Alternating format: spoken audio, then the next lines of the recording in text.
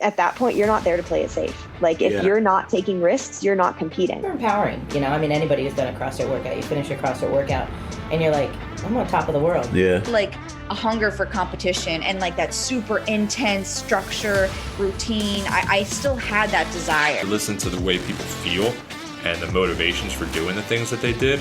It was like they were describing me to a T. I'm not trying to solve everything for you, but I know that sometimes you just need somebody to listen. Learned the most is how to fill my cup by filling others. Welcome to the Hungry Dog Barbell Podcast.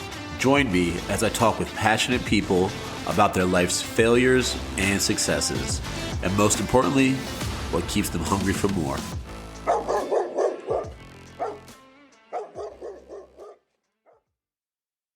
What up, dogs? Welcome back to the Hungry Dog Barbell Podcast. We back in action here. This is the second recorded episode of the year. Bryan was just asking me that, dude. I'm joined by Bryan Anderson today. How you doing, bro? Adamson. See, there we go. Had to brush the dust off there, trying to figure out how to say people's names again. How you doing, Bryan? Doing great, man. It's been a great year so far. It's been a really good year. Awesome. What are we, like, almost at the end of the year? It's the last day of January, right? Last day of January, man. Shit, I just realized this stuff, so it's really time to kick it up. Everyone out there that are, like, had those resolutions, like, hopefully you stuck to them. You know what I'm saying? But we'll see, dude. So, Bryan, what do you do on the day-to-day that allows you to come out to King of Prussia on a Tuesday at 11 o'clock? That's a great question. So right now I am running GFIt Nutrition. We just joined in October. Nice. I left my corporate banking job at JP Morgan Chase. Oof. I didn't feel like I was making a lot of money. I was making more than six figures, and I just didn't feel like I was bringing anything to the world. I needed something more. Right. And this nutrition program that we'll get and talk about later has impacted my life so much that I'm trying to get it in as many hands as other people so that it could impact their life as well. That's dope, dude. When did you start thinking about, like, I want to make an impact versus I just want to, like, bring in money? Has that, like, been on your mind for a while? Oh, yeah. It's been on my mind for a while. Once you get to that point, you don't have a drive to wake up every morning just to help people, and then you just want to do something that really, really impacts people. So you felt like you sat on that for like 3-4 years, like you got an idea of like, what am I actually doing with my life? Yes, exactly. Yeah, exactly. I've been there before, dude, and it's like you dedicate to something else and then try to see where that path can take you. You know? And no one really wants to work a 9 to 5. Right. And then have to fight for vacation and then like take sick days randomly off so that you can go and do stuff and be short staffed and having to do stuff that you're not really aren't supposed to do either. Right. So I think there's certain few people that don't want to be average. Right. They don't want to just, the mundane is what you could call it, you know, sit back and just do what everyone's doing it because everyone's doing it, you know. But the way that we got together, dudes, through CrossFit, man. So how did you find CrossFit? What brought you into the world of fitness, competitive fitness, they call it? Wow. So I'm going to be doing my 11th Open this year. Woo! Yeah. I've been in the game a long time. We're going to go back to my college baseball days. Okay. And it all ties in together. I went to York College, Pennsylvania, competitive D3 school, and coming out of high school, being all city, being all state, you think you're pretty good. You think you're the shit. Yeah. Hell yeah. I go freshman year onto this team, and I was literally the worst player on the team. Damn. I was the smallest guy on the team. I was the weakest guy on the team. I didn't even know what weight training was. Oh, shit. And I was on the football team of Northeast High School. Yeah. Which is a very big school in the public school district of Philadelphia. Yeah, but you wanted to play baseball instead. Yeah. Did you feel like you were better at baseball than football? Oh, absolutely. Okay, absolutely. I was too small for football. Yeah. You know, being 5'7" 3/4, that's my actual height. Right. You know, you're not going to make it very far in football. Wait, did you tell people that you were like 5'9", 5'10" when you were younger? Uh-huh. That's what I do. I think I actually am like 5'10" now, but definitely in those years where I was like 5'8", it was like 5'11". You know, I had some cross there. But keep going. So, but sophomore year, junior year, I ended up quitting baseball. I couldn't tolerate sitting on the bench. Mentally, I was all messed up. And then I had gained a lot of weight that junior year. I was playing rugby too, so I was drinking every Saturday, banging bodies. Yeah, that's part of rugby. Yeah. So I probably got up to like 250 in college. Then I went out on after I graduated college, I became a financial advisor, and I was fully commissioned. Right. So I didn't work out. I was working 70 hours a week, trying to make a paycheck. It was right in 2008. So we had the largest mortgage crisis in the country. Damn. No one was gonna listen to a baby-faced kid. Yeah. So I think like my first year working, I made $9,000, and I was working 70, 80-hour work weeks. Oof. That's tough. Ended a long-term relationship with my girlfriend. We had been dating for 8 years at that time. Got kicked out, so I had to find a place to live.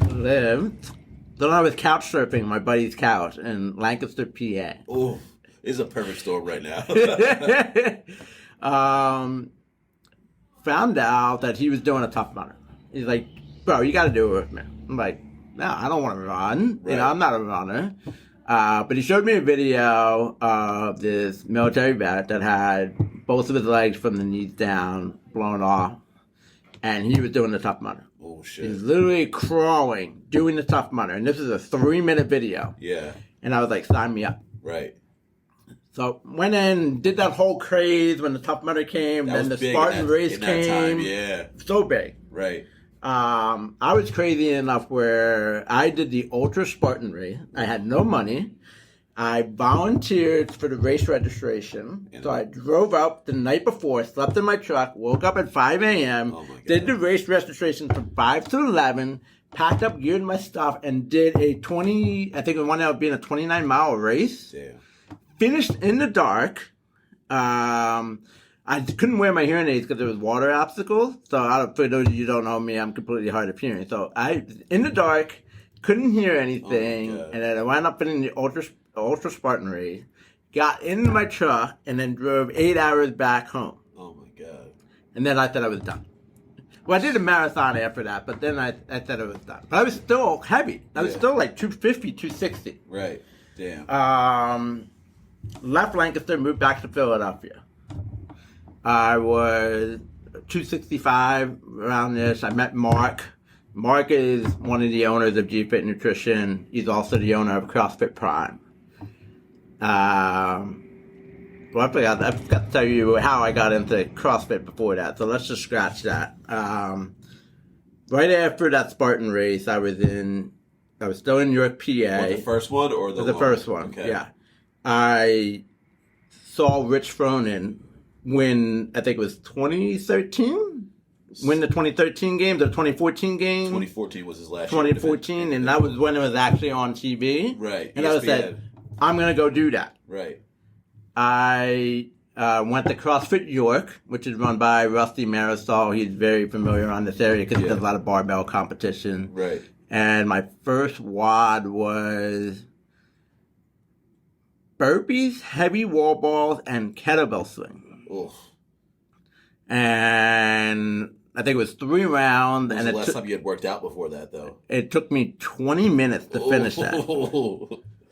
And I had done like Spartan race. I thought I was in shape, and then I wound up doing that, and I was literally laying on the ground watching the lights after the workout. I thought they were gonna have to carry me off. I didn't think I was gonna be able to get up. That's funny. And then I was hooked. Yeah. I was absolutely hooked from that time period. Damn, that's dope. My first open WOD was the burpee snatch WOD. The 40 burpees, 30 snatches at 75 pounds. Yeah, and then it goes up in weight, right? It goes up in weight. Down in reps. Yeah. Yeah, that's a good one. That's crazy, dude. I remember, too, the first CrossFit gym that I walked into was CrossFit Apex, and they had a Rich Froning poster up on the board. And, like, I had seen the game similar to you because I had known about CrossFit, so I watched it a little bit. And I did my fundamentals, like whatever you want to call it, and then I'm talking with the owner afterwards, and I look up, I was like, oh, that's a cool poster, like, how'd you get that? There's like a jersey next to it, too. And he's like, oh, yeah, like, my wife commentates the games. And I'm like, so we know Rich personally, and he gave us that. I'm like, oh, shit. So, like, sometimes I give people shit for, like, making these athletes out to be celebrities because they are just like regular people that work out really fast. But then like when I think about memories like that how many times like games athletes get so many people in the door to stay, it's like, oh, okay, I guess the games athletes are pretty cool actually. You know, it's weird where the space and the games have gone in these like past decade if you've been around it for a while. Oh yeah. You know, like it's gotten so big. But being down at Wadapalooza, there was like a time where I was watching the elites, like I got to like not judge and like just watch for a heat, and I didn't even notice at first, but Frazier was standing right behind me and there was this little old lady that was standing in front of him and she had no idea who he was, and she goes, oh, what's the workout right now? And he starts explaining it to her, and I'm like, this is a crazy moment that like she's got probably the best CrossFitter ever telling her what the workout is on the competition floor, like she's just talking to a regular dude. You don't see that in other sports. You don't, exactly. That's my point. You don't see something like that. So, like, not like you can go on a golf course and talk to McIlroy. Right. And Tom Brady's not like, I mean, we get Peyton and Eli right now, like commentating. We get like Tony Romo, like doing the commentating, but they're not like at the thing talking to a regular person, telling them what's happening. And then after like the workout's finished, Melner won that event and he beat Ricky. And hearing Matt clap for like them announcing that, I was like, well, I feel like he definitely got a little spice for Ricky still. You know, he was really happy that Patrick won, but I think he was really happy that Ricky lost that event. You know, but Ricky went on to win overall. So I would like to see where he was when he found that out. You know, that was pretty funny. Yeah, I think Frazier still's got a little chip on his shoulder. Of course, you know. I hate to see that he finished in 2020. I would have rather have seen him gone out of 2019 or 2021 because 2020. Let's be honest, I don't think it was a real CrossFit game. Did he come back for another year? His last year was that small games? It was the small games, yeah. That's crazy. Oh, yeah, because Justin won the past 2 years, right? Yeah. Justin's a repeat winner. So, I don't think he's going to win this year. You think Ricky's coming for him? No. Who do you think? I think Roman. You think Rome? Okay, I can see that. Roman's been making a lot of waves there. I think Ricky's on a tear, though. But I think that'll be a good battle between the two. He's got a great coach. Yeah. Roman just switch to Mayhem. Yeah. And so he was with Brute? He was with what, Brute before? I think he was with Brute. Yeah. I think Mayhem was more happy to house him. Yeah. And, they house so many different athletes, so he probably felt like at home at Mayhem. Well, it's like really professional there too. Like they have professional coaches that are going to be able to work with you and like actually talk you through different things, stuff like that. And working with Rich, it's like you can't beat that, But dude, Justin seemed really confident and composed at Wadapalooza. Like you watch people sometimes and they start getting a little jittery. Like he didn't compete, but like seeing him down there, he didn't look like he was worried at all about anything coming up. Watching Ricky and them. So here's a big argument I have with Justin three-peating. He's got a girlfriend now. He does. But she's good too. She's great. She's not like podium good yet, but she's good too, So that is definitely a big part of it though. That will change a lot of stuff, but he's young. He's like 23. So he might be able to do all this stuff. He might not have the big responsibilities yet of like, okay, I have to change my training for my girlfriend. Yeah. Well, I think they do a lot of training together too. But still, it's just mindset. It's not like we're not talking about Fraser and Sammy because Sammy caught her role. Right. Sammy literally took care of all the things that Fraser didn't want to do. Right. And Fraser just trained. Them two are just training together. So we'll see what happens. I think Roman just had he's got a wife and kid, don't he? He hasn't been to the game. Yeah. He hasn't been to the games yet. He's been because of his visa stuff. Yeah. So he's got a little chip on his shoulder. So you always want to root for the guys that have the chips on their shoulders because they're the ones that have the driving motivation to get stuff done. Right. So Roman or Ricky would be interesting to see. I would love Patrick to win. Everyone wants to root for Patrick. Of course. But he's getting up there, man. He's definitely getting up there. And I listened to the Talking Elite podcast when he was on it, and they were talking about sometimes he makes mistakes. He was like, yeah, well, you have to get to the position to be able to make those mistakes, So that's important. But I would love to see Patrick. I don't know if he's going to be top 5 anymore. I think that. Wow. I know, big hot take. Wow. And I would love Patrick is my favorite still competing athlete, like on the individual side. But dude, I feel like it might be time for the young guns to come in. Like you got even Dallin Pepper. I think it's gonna be pushing into the top 5. So like we got all those dudes. It's gonna be tough. But let's go back, dude. So Did you dive right into CrossFit? Like, did you sign up for that? Oh, Membership right away? It became the most addictive thing ever. You know, just like running. Running's addictive because you get up and you got to run. You got to go do 9 miles. But like CrossFit, I was there every day. Hell yeah. Every day I was trying to... I think the thing that people don't talk about CrossFit the most is that it's more than just a place you go to work out. Right. CrossFit has been a place that's given me some of the best friends I've ever had in my life. CrossFit has given me taking my ego out of the picture. You think you're good, and then you do a comp, and you're like, I'm not good at all. Right. You could be the best one at your gym, but then you go see people from other gyms come out, and it changes your perspective. Yeah. And congrats to Kurt Miller and Cuddy from the Commonwealth Games, because I go there, and I've met some great people there, and I've actually gotten smoked by them. Right. And then you can see some regional type athletes at these places. Right. A couple of them went to the Fittest Experience this year. Right. And so that's another thing, because it always drives you to keep on going back, because there's always something to work on. Right. And you're never going to be the best. You're never going to be the strongest. Sometimes you'll do a squat PR and it's 440 and you think that's great, and then you see someone do 100 pounds heavier. 100 pounds heavier. You're like, God damn. Or you see Adam Klink do a 500-pound deadlift after a 5-minute mile. Dude, when I was watching that shit go down, that whole time period over at Krypton, oh man. And you know what other video I just saw the other day? Hiller posted it, actually, Andrew Hiller, of Froning back in the day. I think it was a 2014 Open, where he did Isabel with 225, and then at the end of the video he walks over to his computer and signs up for the Open. Damn, I miss when CrossFit was like that, like that was the fun times, man, like those big games athletes doing shit like that. But yeah, the Adam Klink thing was so dope, dude. You love going out to those local competitions, you see so much, you get to experience the bigger CrossFit community outside of just your gym. Yeah. It's and amazing. CrossFit has made me lose a lot of weight, Made me lose a lot of weight, made me become a better person. It's awesome. Led me down the discovery of self-improvement. Nice. Always trying to get better. Mentally, emotionally, physically. It gives so much back to you.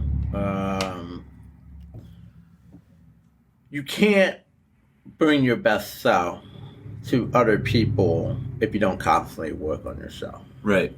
And that's what CrossFit does for you. Because not only does it put you in a place where other people are maybe better than you, and you want to get better than them, but it puts you in an atmosphere that's uncomfortable at times because you're not the best person. Right. And you're always striving to be better. And then, on top of that, they're better at other things, too, where it comes to it. Money, finances, relationship, running businesses. So I'm forever thankful for that. But people see CrossFit as a cult, but they have no idea. The good parts of it, yeah. Like, because you could, just like you're saying, you meet these people that have all these outside skills, and then it can rub off on you, if you're willing to immerse yourself in it so much. I always tell people, like the members and the athletes that come in here, it's like, hey, I'm trying to get you to do hard things in a safe environment. You know, like I'm trying to push you to be uncomfortable because you're really going to be okay in here. I mean, injuries do happen. Like usually they're ego based, that lead to injuries. Mm-hmm. But I'm trying to get people to do hard things that are uncomfortable with in this safe environment, surrounded by your friends and coaches that care about you. That's my favorite part about CrossFit, especially from a coach's perspective. When do you think you started to change your mindset and it went from just being about like losing weight to like being open to all the other like changes you could like overcome with CrossFit? Was that like right away you were like, I want to be fully immersed in it, or did it take a little bit for you to like open up your mind? I think the journey was slow, but I think it was the way that it was intended to be. God or the higher spirit doesn't really give you stuff that you may not necessarily be ready for, and then when you're ready for it, the test will come. Yeah. I think I really started getting serious was when I joined CrossFit Prime, and it's been 7 years now that I've been with that crew. That's awesome. Again, I was still really overweight. I was still working on that, but then there were a lot of great competitors in the gym, and there were people that were my friends, and I wanted to compete with them. And I think it was 2017 was the year that I think I had the biggest wake-up call ever, because people called me out because they said I was cheating on my reps. Because I, again, ego-based, wanted to be number one on water 5. Right. And I actually said, you know what? I'm not doing CrossFit anymore. I'm going to go into weightlifting. And then 2017 was the year I did not sign up for the Open. And I went full in weightlifting because I was like, you know what? People can't say that I cheat my reps because they're going to see the weight that I put on the bar, and I'm going to go to a competition with judges. Right. And then I'm going to go do that whole thing. And that was right when weightlifting started really picking up. Yeah. Like, they were doing the Open qualifiers, I guess it was, the national qualifiers. Yeah, the American Open became a thing, I think, 2016. People don't even know that CrossFit has been a big part of weightlifting taking off. You know, when, like, anyone can go snatch and clean and jerk at a CrossFit class and then discover weightlifting, like how you're talking about. You know, meets used to be in, like gymnasiums and stuff. And now the American Open is in the fucking Greater Columbus, Ohio Center. Yeah. Like, it's like a whole festival. We did, I think it was 2017, we were in Miami, Florida. I went down with the Westchester weightlifting team. Nice.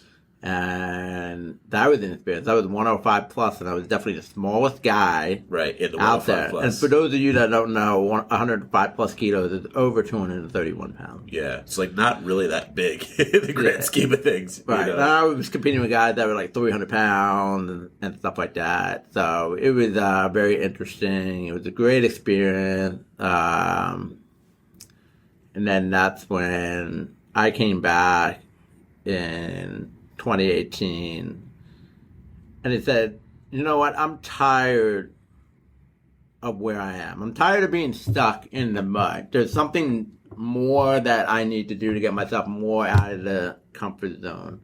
And then Mark is, CrossFit Prime, is a huge nutrition nerd. And he's also one of my closest friends. That's awesome. We had several conversations about macros and calories.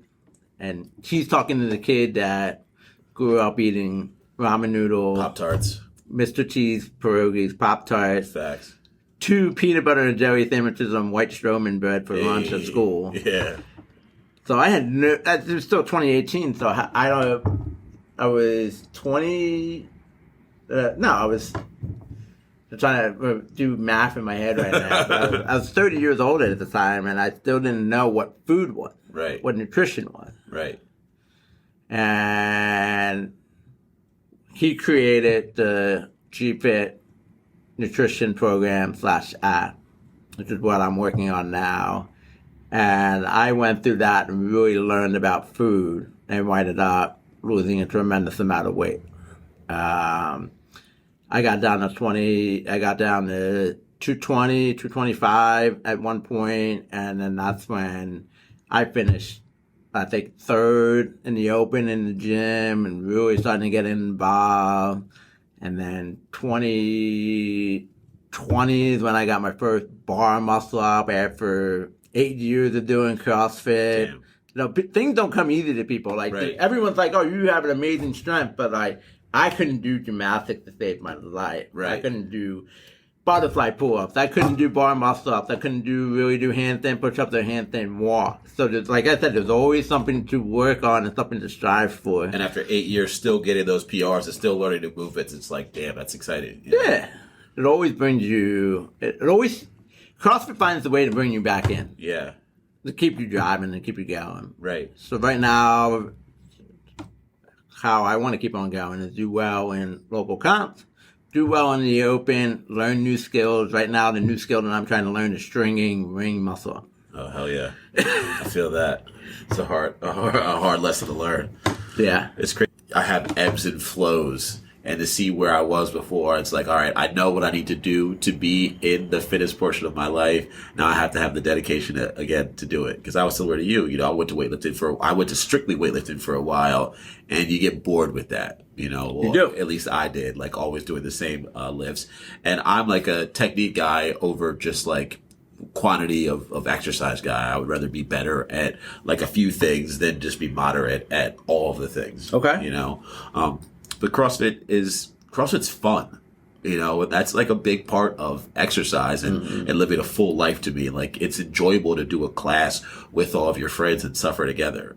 Like that's a fun thing to do all the time. So like, then you do accessories, and then you're talking about life, and you're being social with them for another hour of your time. And then there's some days where I'll walk out of the gym after 3 hours later. 3 hours later, and I'm like, wow, where did the time go? Like, time flies when you're having fun. That's literally the truth. Right. So, dude, tell me more about GFIt. Like, what is it exactly? What did Mark start? What's your involvement with it? Yeah, Mark started the program 8 years ago. He had, not only did he have CrossFit Prime, but he has a couple of women's gyms. They're also called GFIt Women. Oh, nice. He couldn't be at every gym talking to people about nutrition. Right.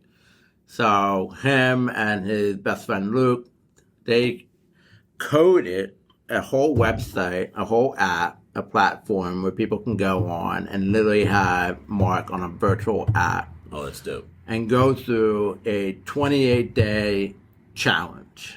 Okay? Now, this app is coded to where you put your numbers in, you put your height, your weight, your exercise level, and we tell you what you need to eat because it's going to be customizable to your macro. Dope. So, you know, I tell people I've lost 75 pounds doing this exact same program. Damn.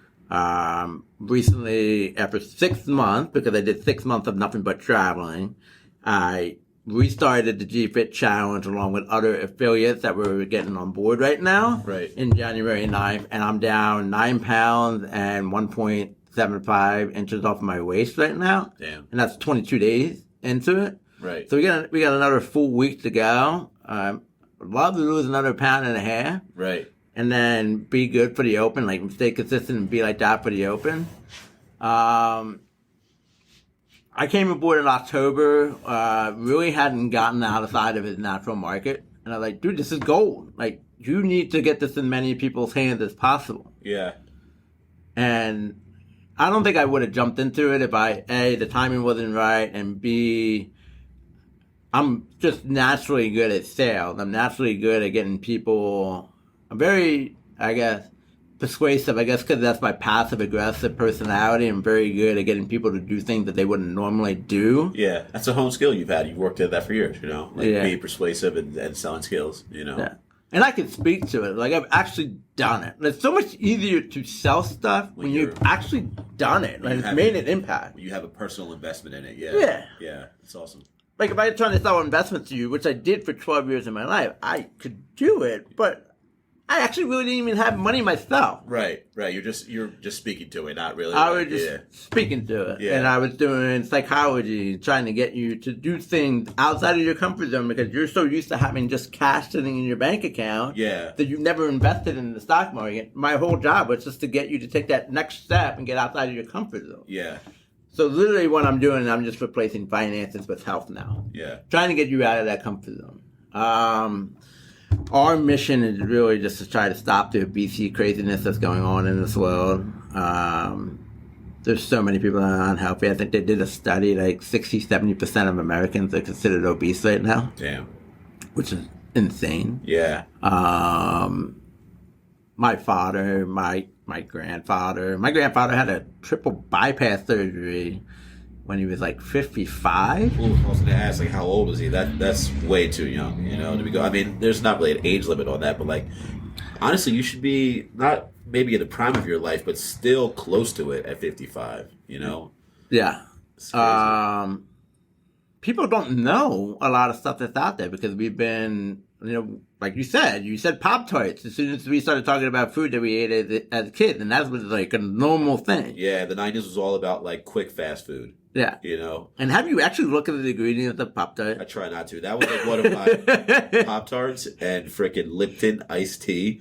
Those were like my bad vices in high school and like college years, man. Like when I first started to lose weight, that was the first thing that I cut out, Lipton iced tea. Yeah. And I think right there was probably like 15 to 20 pounds, like in the very beginning, you know? And just think about cereal. Cereal was a huge impact in our lives. Hell yeah. Apple Jacks, Captain Crunch, Count Chocolate. We started with that first thing in the morning. Yeah. That amount of sugar first thing in the morning. So you're crashing by freaking 10:45 when you're in Yeah. school. But that's what we grew up with. That's all we knew. Yeah, yeah. So I think we're really on a mission right now where people of all ages, but especially the people in our generation that are now parents, they have to educate their kids, but they also have to get out of that circle that they grew up with. Right. But you can't grow up out of it unless you don't really know about it. Yeah, it's hard to unlearn things, and it's if you don't know, you don't know. You know? So like education is like super important, that just getting the word out there. And the hardest thing to see is when you go to a CrossFit gym, and usually 80% of the population are there just to get a workout. Yeah. Yeah, the other 20 crazy percent like us two that Want to do a little bit more. want to do a little bit more, but then the 80% that are just there for an hour because it's their alone time and they want to get away from all the craziness. But there's nothing changing. Yeah. Because they're not doing the foundation of CrossFit, which is nutrition. Right.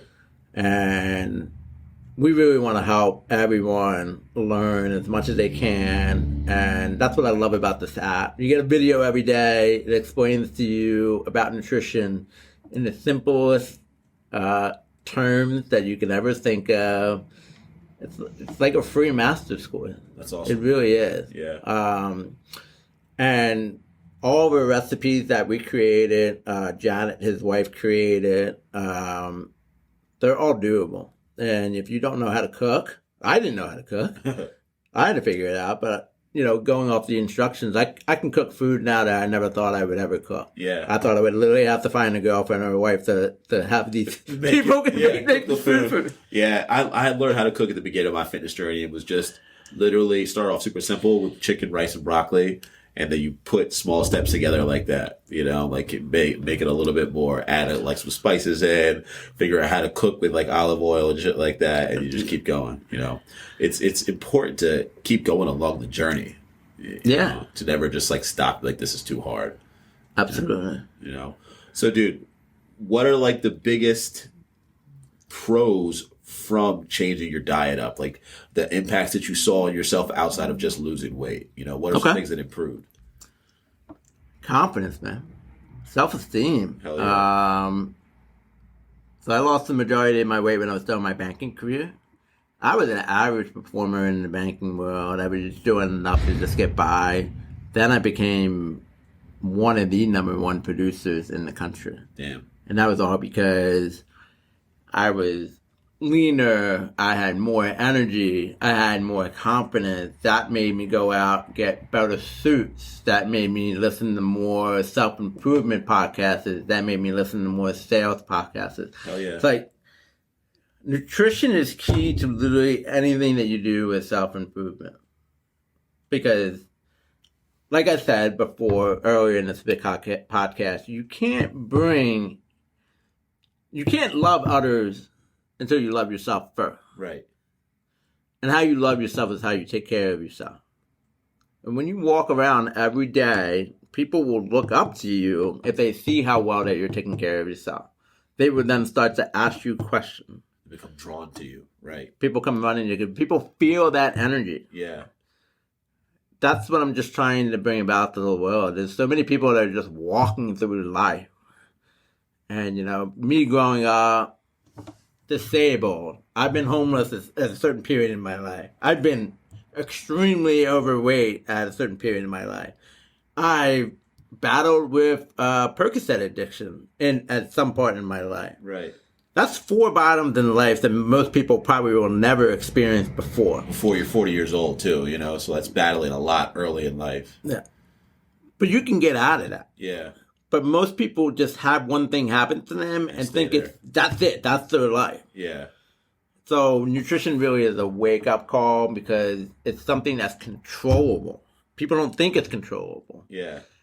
I would, I meal prep on Sunday. I go shopping and I meal prep on Sunday. It takes 3 hours out of my day. But then I'm set for 4 days. 4 days of the week, breakfast, lunch, and dinner. For that 3 hours turns into like all the hours you save in the week, Because That's what happens to me. Like when I fell off of meal prepping, now I'm always playing catch up throughout the week, trying to make a meal like when I get home at 8:30 after coaching all day, you know? So while you may take 3 hours on Sunday, you save all that time throughout the week, you know? Yeah.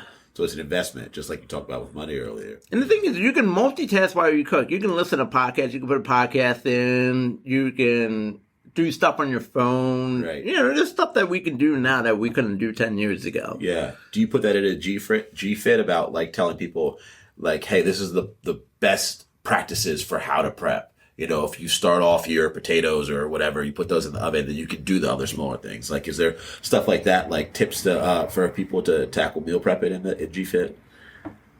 So I think the first video is really telling people to get rid of the junk that's in their pantry. Eliminate stuff, yeah. Yeah. And that's the hardest thing to do for parents because they have kids. Yeah.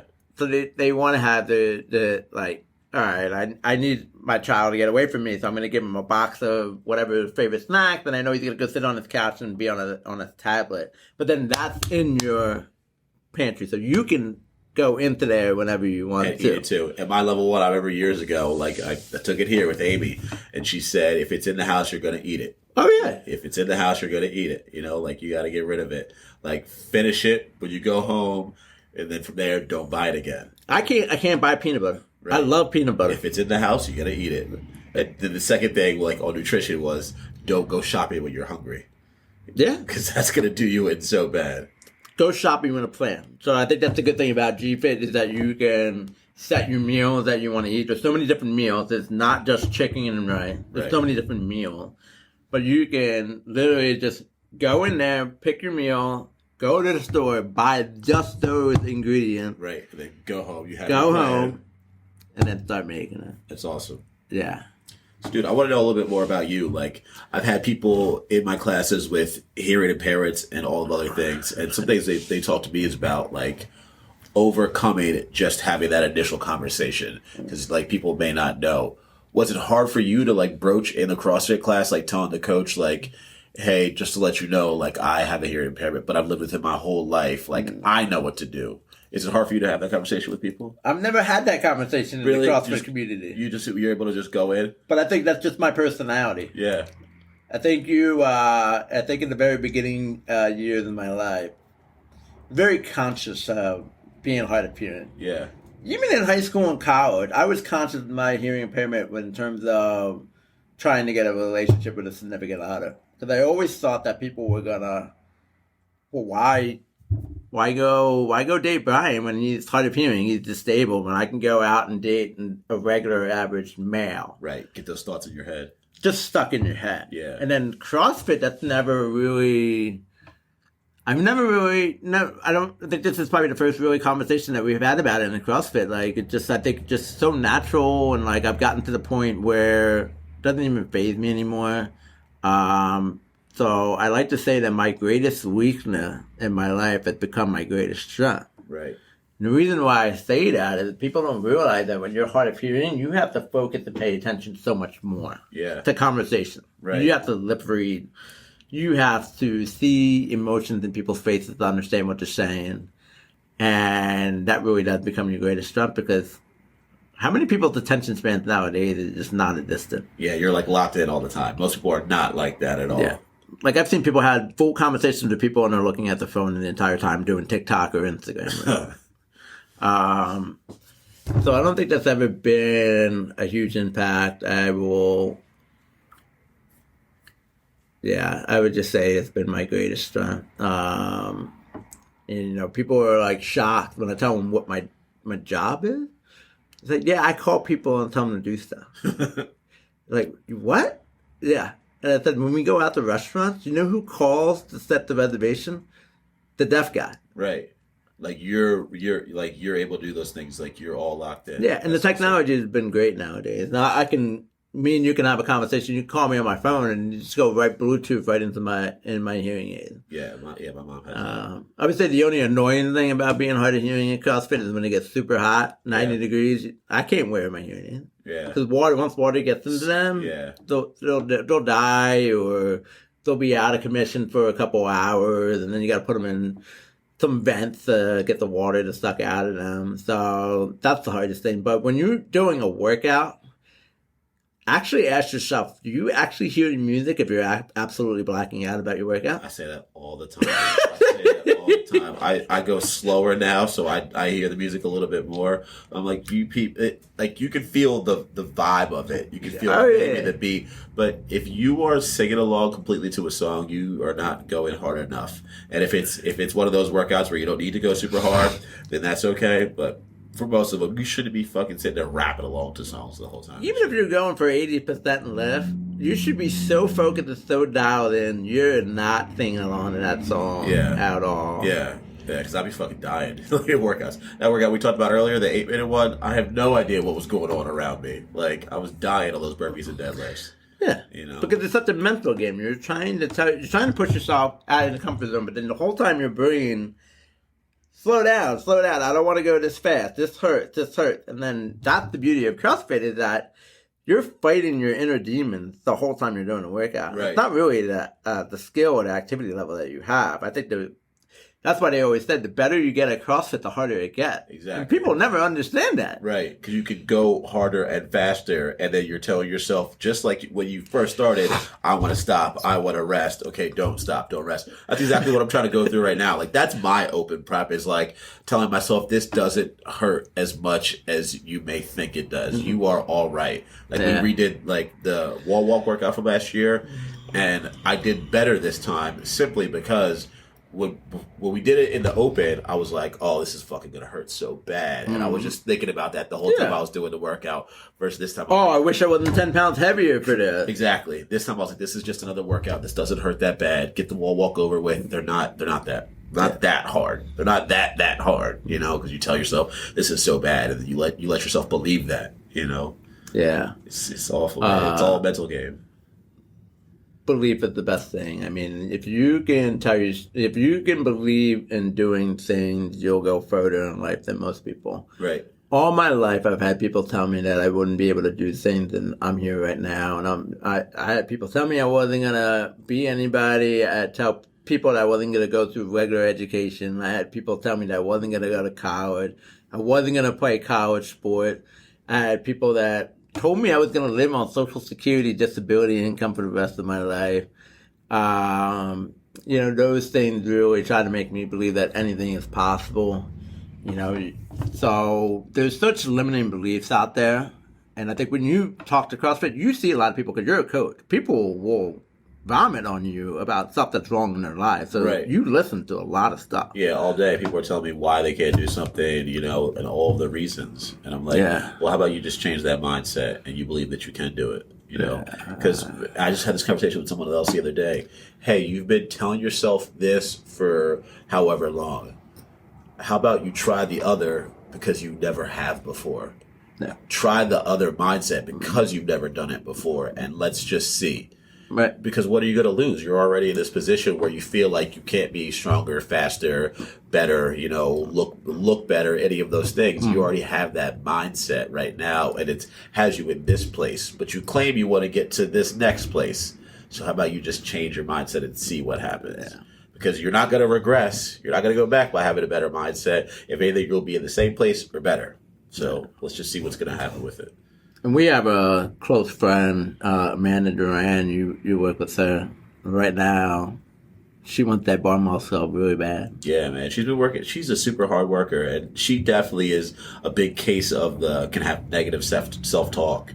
And oh, my God. And when you're just positive, so many things come through, Yeah, you just have to look in her eyes, and I think a lot of people don't realize if you have the gift of believing in other people more than they do themselves, share that. Right. Because they need that. Yeah. They need that more than ever. Right. And you'll get back more from doing that than they will themselves. Because when they get that goal that they've been striving for, that you've been pushing them to get to, you'll feel better about it than they will. And they'll celebrate it with you. And that's a crazy feeling. One of my old coaches always told me, the true gift of CrossFit is being able to share it with others, not hold it within. Giving back to the community. It's so more invaluable than keeping it for yourself. Yeah. It's awesome.